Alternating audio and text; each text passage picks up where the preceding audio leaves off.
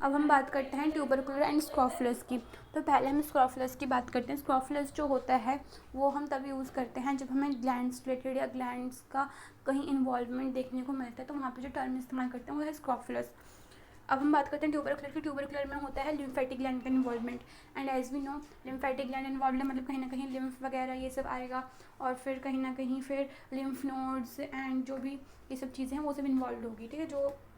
कहीं ना कहीं हमारा इम्यून सिस्टम से रिलेटेड होता है, लिम्फेटिक सिस्टम, ठीक है। तो क्योंकि वो फिर फिल्ट्रेशन वगैरह करता है उस, और बैक्टीरिया वगैरह को, बैक्टीरिया जो है या जो भी पैथोजन से उसे किल करने का कहीं ना कहीं रोल प्ले करता है। तो अगर ये जो लिम्फ ग्लैंड्स हैं वो इन्वॉल्व है, ठीक है, अगर उसमें कुछ खराबी हो रही है, उसमें कुछ डिफेक्ट या फिर उसमें कुछ ऐसा हो रहा है,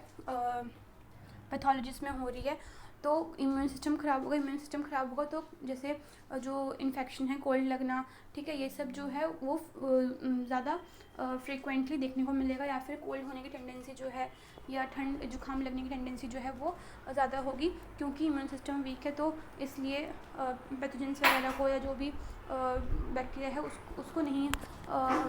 डिफेंस, उससे डिफेंस नहीं मिल पा रही है बॉडी को, ठीक है, क्योंकि कोल्ड जो होता है बेसिकली वायरस की वजह से होता है, और अगर वायरस अगर एक्ट करे तो उसकी वजह से बॉडी कमज़ोर हो रही है। तो बॉडी कमज़ोर है मतलब इम्यून सिस्टम कमज़ोर, इसका मतलब जो अगर वीक जर्म्स भी घुस रहे हैं या वीक बैक्टीरिया या वीक माइक्रो ऑर्गेनिजम्स भी अफेक्ट करें तो बॉडी फाइट नहीं कर पा रही। तो ट्यूबरकुलर जो वर्ड है वो उसका मतलब होता है कि लिम्फेटिक ग्लैंड इन्वॉल्व है, एंड हैंस हम इसका मतलब ये भी निकाल सकते हैं कि tendency to catch cold easily, मतलब कि इन्फेक्शन वगैरह होने के चांसेस, फ्लू वगैरह के होने के चांसेस एंड कोल्ड वगैरह होने के चांसेस जो हैं वो ज़्यादा हो जाते हैं।